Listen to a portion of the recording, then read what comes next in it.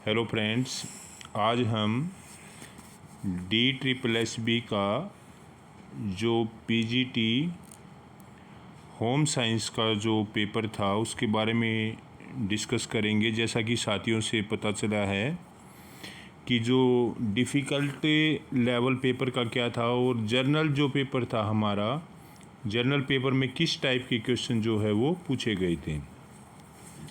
तो फ्रेंड, जैसे कि साथियों से पता लगा है कि इसका जो पेपर का जो लेवल था वो मॉडरेट टू डिफ़िकल्ट था और इसके अंदर जो क्वेश्चन थे वो इंग्लिश से जो था, क्वेश्चन जो पुट किए गए थे इंग्लिश से, fill in the correct form of verbs, जैसा कि हमने पहले वीडियो बनाई थी उससे 2 क्वेश्चन पूछे गए थे। मॉडल फिलअप करना एक क्वेश्चन था इसके अंदर, और इसके अंदर जो पैराग्राफ था, इंग्लिश का जो पैराग्राफ था वहाँ से 4 क्वेश्चन वहाँ से पूछे गए हैं। एंटोनिमस और सिनोनिम्स से भी जो है वो 2-3 क्वेश्चन पूछे गए हैं। और इसी प्रकार से कंजक्शन से क्वेश्चन पूछा गया है, कंजक्शन फिलअप करना, और फिल इन द फ्लैग ये वर्ब की फॉर्म हो चुकी हैं, ये इससे क्वेश्चन पूछा गया है। और प्रेपोजिशन जो फिलअप करनी है, प्रेपोजिशन से भी जो है इंग्लिश में क्वेश्चन पूछा गया है, प्रेपोजिशन फिलअप करना। तो ये जनरल ग्रामर के, बेसिक ग्रामर के क्वेश्चन जो है वो पूछे गए हैं। इसी प्रकार से जो जीके वाला जो पोर्शन था, जीके में करंट से क्वेश्चन पूछे गए हैं।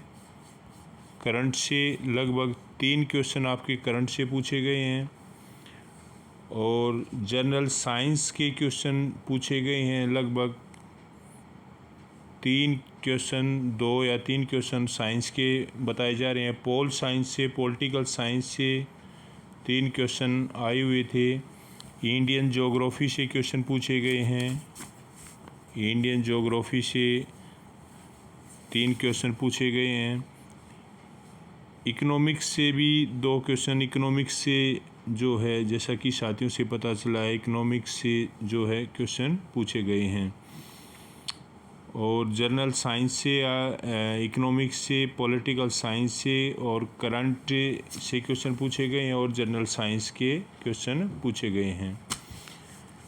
तो फ्रेंड्स, ये इस प्रकार से जो है, जैसे हम एक एक टॉपिक को लेंगे और किस प्रकार के क्वेश्चन, जैसे आज हम इंग्लिश का एक टॉपिक लेते हैं और पर डे हम इस प्रकार से, क्योंकि जो पैटर्न होगा एग्ज़ाम का लगभग वही होगा, क्वेश्चन जो है वो चेंज होगा लेकिन पैटर्न उसी प्रकार से होगा। तो हम डेली आपको वीडियो डालेंगे उसी टॉपिक पर, जिस प्रकार से जो है वो क्वेश्चन जिस प्रकार के पूछे जाएंगे। तो fill in the correct form of verb से किस प्रकार के क्वेश्चन जो है वो पुट हुए हैं उसके अकॉर्डिंग हम करेंगे। जैसे मान लीजिए कोई फिल इन द ब्लैंक से, जैसे I did not dash a letters. अब इस प्रकार से मान लीजिए इसमें जो है वो राइट आपका दिया हुआ है, तो इसमें आप कौन सी फॉर्म भरेंगे। तो इससे आइडेंटिफाई होता है डिड, ये पास्ट इंडेफिनिट का नेगेटिव सेंटेंस है, तो इसमें फर्स्ट फॉर्म आ जाएगी, तो राइट ही आ जाएगी इसमें। इसी प्रकार से मान लीजिए आपका कोई क्वेश्चन आता है, आई डैश ब्रैकेट में आ गया गो टू अमेरिका येस्टरडे। तो फ्रेंड, ये जो येस्टरडे ये इंडिकेट करता है कि ये पास्ट टेंस है, और पास्ट टेंस है तो इसमें सेकंड फॉर्म आ जाएगी, वेंट आ जाएगा इसके अंदर, गो की सेकंड फॉर्म हो जाएगी वेंट। जिस भी सेंटेंस में आपको कुछ आइडेंटिफिकेशन होती है जिससे आप करेक्ट फॉर्म ऑफ वर्ब भर सकते हो, जैसे किसी सेंटेंस में येस्टरडे आ जाता है, येस्टरडे आ जाता है, किसी के अंदर एगो आ जाता है, लॉन्ग एगो, किसी सेंटेंस में लास्ट डे आ जाता है, लास्ट डे आ जाता है, तो ये सभी वर्ड्स जो हैं ये पास्ट को इंडिकेट कर रहे हैं, तो ये पास्ट टेंस की आइडेंटिफिकेशन होती है। तो आपको पता लग जाएगा अगर पास्ट इंडेफिनिट है तो सेकंड फॉर्म आप उसके अंदर फिलअप कर देंगे। इसी प्रकार से मान लीजिए किसी सेंटेंस में आपका आ जाता है every day, today, now a day. अगर इस प्रकार के डेली, अगर इस प्रकार के वर्ड्स आपके आते हैं तो फिल इन द ब्लैंक्स, कोई भी सेंटेंस हो उसमें एवरी डे आ जाता है, टुडे आ जाता है, नाउ ए डेज, डेली, तो ये इंडिकेट करता है कि ये प्रेजेंट टेंस को इंडिकेट करता है, प्रेजेंट टेंस को इंडिकेट करता है। तो उसमें अगर प्रेजेंट टेंस है तो सिंपल एफर्मेटिव सेंटेंस है, तो ही, शी, इट या एनी नेम जो है वो सब्जेक्ट है, तो उसमें वर्ब की फर्स्ट फॉर्म के साथ SCIS का प्रयोग होगा। अगर फर्स्ट पर्सन, सेकंड पर्सन या थर्ड पर्सन प्लूरल है, जैसे दे है सब्जेक्ट, तो उसमें as it is first form आ जाएगी। इसी प्रकार से अगर किसी सेंटेंस में टुमारो आपको नज़र आता है, टुमारो, तो नेक्स्ट डे, इस प्रकार के वर्ड्स आते हैं तो उसमें ये फ्यूचर टेंस को इंडिकेट करता है, फ्यूचर टेंस को इंडिकेट करता है, और इसमें विल या सेल का यूज होता है। आई और वी के साथ जो है वो सेल का प्रयोग होता है, और बाकी सभी प्रोनाउंस के साथ विल का यूज होता है। तो ये कुछ हिंट होती हैं जिससे आप करेक्ट फॉर्म ऑफ वर्ब्स जो है फिलअप कर सकते हो। मान लीजिए किसी सेंटेंस में जैसे आ जाता है I had dash complete my work, तो इसमें हैड आया है तो इंडिकेट करता है कि ये पास्ट परफेक्ट है, तो कंप्लीटेड इसके अंदर जो है वो कंप्लीटेड फिल हो जाएगा। तो इसी प्रकार से मान लीजिए किसी सेंटेंस में हैज़, हैव, हैड, इस प्रकार के वर्ड्स आते हैं तो ये फ्यूचर परफेक्ट टेंस को इंडिकेट करते हैं। अगर हैज़ और हैव आता है तो वो प्रेजेंट परफेक्ट होगा, अगर हैड आता है तो वो पास्ट परफेक्ट होगा। तो ये इंडिकेट करता है कि ये पास्ट परफेक्ट है। अगर हेड आता है तो इन सब के अंदर जो है वो वर्ब की थर्ड फॉर्म का यूज़ होता है, थर्ड फॉर्म का यूज़ होता है। तो अगर आप किसी सेंटेंस में आपको हैज़, हैव, हैड, अगर फिल इन द ब्लैंक से पहले ये अगर आपको नज़र आता है तो आपने थर्ड फॉर्म उसके अंदर फिलअप कर देनी है। तो ये आपके लिए हेल्पफुल रहेगा। अगर मान लीजिए आई डू नॉट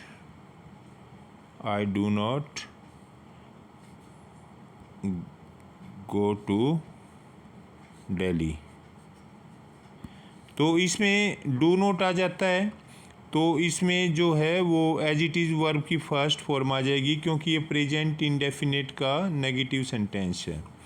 तो इसी प्रकार से अगर किसी सेंटेंस में आपको फिल इन द ब्लैंक्स जो है उससे पहले डू, डज, डिड, अगर ये वर्ड्स आपको नज़र आए तो ये सीधी बात है कि उसके अंदर जो है आपने फर्स्ट फॉर्म ऑफ वर्ब्स जो है वो फिल करनी है। ये आपके लिए हेल्पफुल रहेगा। डू और डज का प्रयोग प्रेजेंट इंडेफिनिट के नेगेटिव और इंटरोगेटिव सेंटेंस में यूज होता है, जबकि डिड जो होता है वो पास्ट इंडेफिनिट के नेगेटिव और इंटरोगेटिव सेंटेंस में यूज होता है, और इन सभी में वर्ब की फर्स्ट फॉर्म का यूज होता है।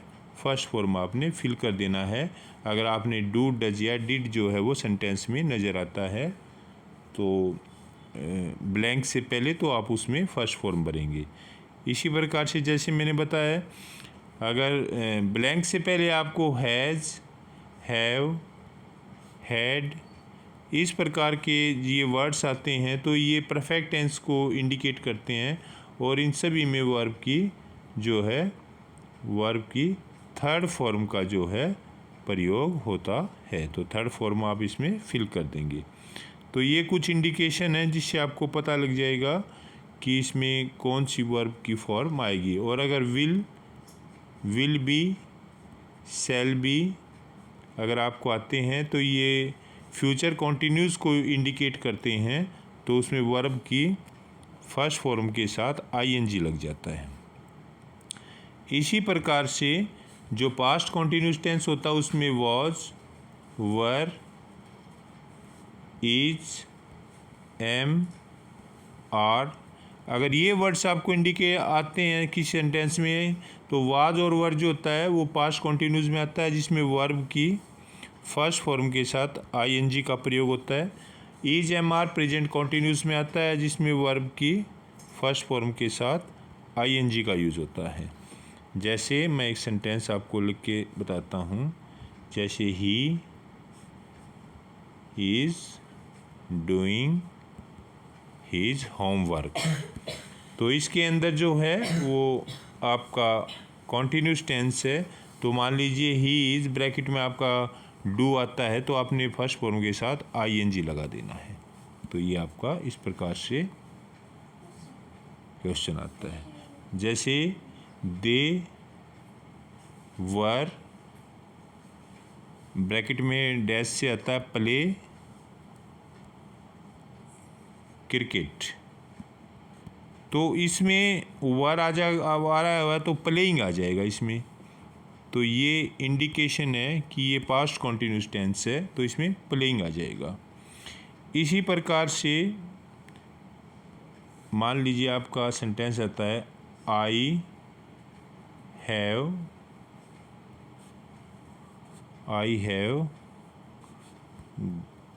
गो टू मार्केट, तो गो वेंट गोन आ जाएगा इसमें। क्यों आएगा, आपने इंडिकेशन कहाँ से पकड़ा, हैव से पकड़ा, ये परफेक्ट टेंस है, प्रेजेंट परफेक्ट टेंस है। तो ये कुछ इंडिकेशन है जिससे आप फिल इन द ब्लैंक्स का जो है वो हेल्पफुल रहेंगे आपके लिए। तो इसी प्रकार हर एक टॉपिक को हम डेली उसके अकॉर्डिंग जैसे क्वेश्चन आ रहे हैं, जैसे आज पीजीटी जो है होम साइंस में जिस टाइप के क्वेश्चन बता रहे हैं तो उसके अकॉर्डिंग जो है हम हर एक टॉपिक का जर्नल जो आपका जनरल नॉलेज का है, इंग्लिश का है, आपका मैथमेटिक्स का है, आपका जनरल इंटेलिजेंस का है, टीचिंग एप्टीट्यूड का है और मैथमेटिक्स का, ये हर पर डे आपकी एक वीडियो डालेंगे। ये आपके लिए अच्छा स्कोर करने में हेल्पफुल रहेगा। तो चैनल को सब्सक्राइब कीजिए। Thank you very much.